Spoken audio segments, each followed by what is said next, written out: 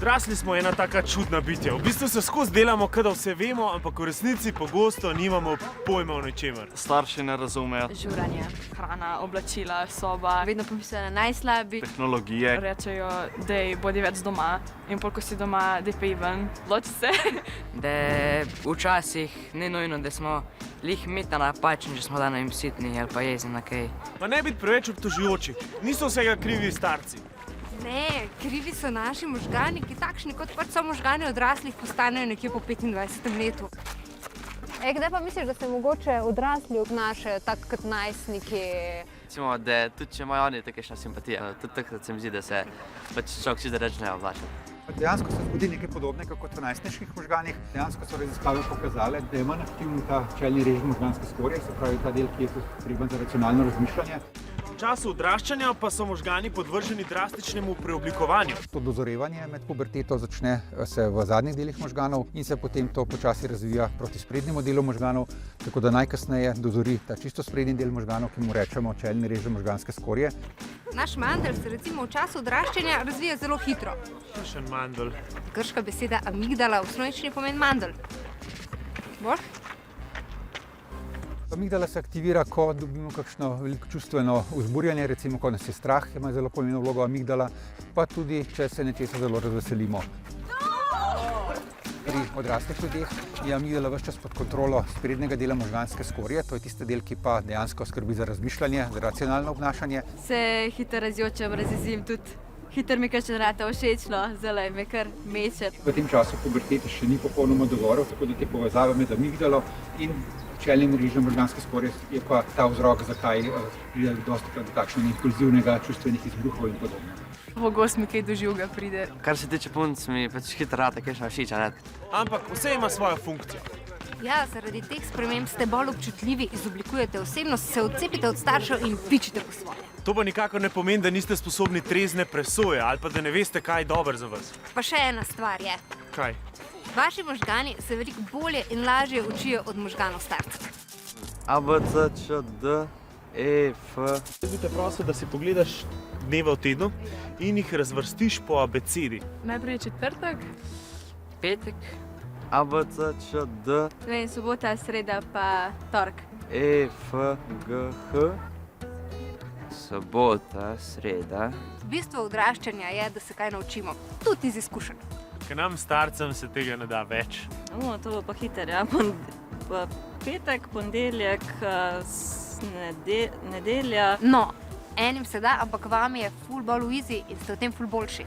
Pa tudi več ugodja občutite ob tem, ko imate nekaj prav, a pa se nekaj naučite. Dejansko v bistvu občutijo več užitka pri čemerkoli, kar delajo, tudi pri stvarih, ki niso ravno prav, recimo pri tveganih obnašanjih. Zato, ker tudi del, ki nam daje občutek ugodja, ko naredimo nekaj dobrega ali pa nekaj ne tako dobrega, dozoreva v tem času in je pri najstnikih veliko bolj aktiven in jim daje večji občutek ugodja, ko delajo neke takšne stvari. mogoče jih veliko ne bi jih povedal, ne, ali pa če bi moji starši to gledali. Zanimivo pri tem delu je pa to, da je ta občutek ugodja še večji, če so v družbi.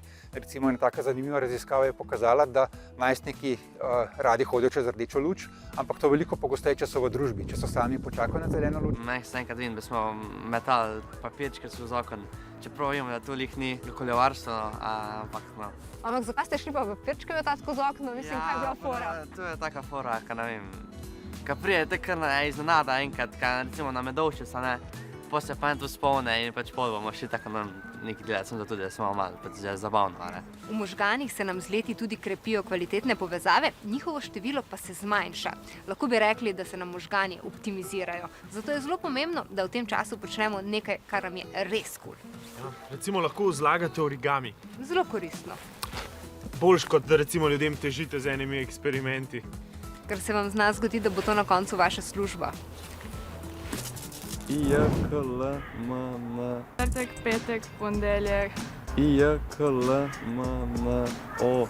P, H, P, ponedeljek. Zdaj mi pa povej eno barvo, pa eno orodje. Rdeča in kladivo. Rdeče kladivo. Kladivo, rdeča. Zdaj pa pogledaj to.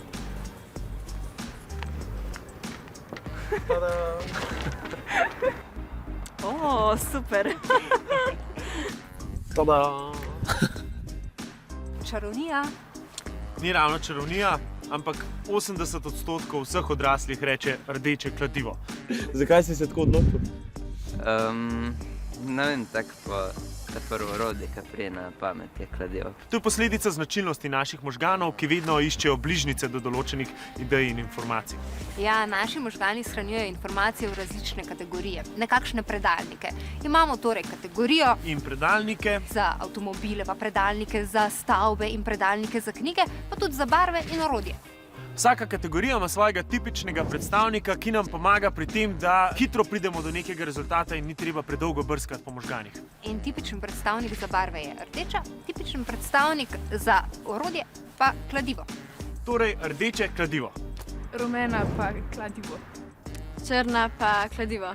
Modra pa računalnik. Modra šafaciler. Ja, moder šrafancijer. Naše sicer popolnoma neznanstvene ugotovitve pa kažejo, da vaši možgani še niso povsem popredalčkani, kar je krasno. Evi, Ja? kaj pa je najbolj tipičen predstavnik YouTube kanalov? Osvežilna fronta. Zdaj pa predlagam, da še vi stestirate svoje starše, babice, detke, strice, tete in napišete v komentarje, če so rekli rdeče kladivo.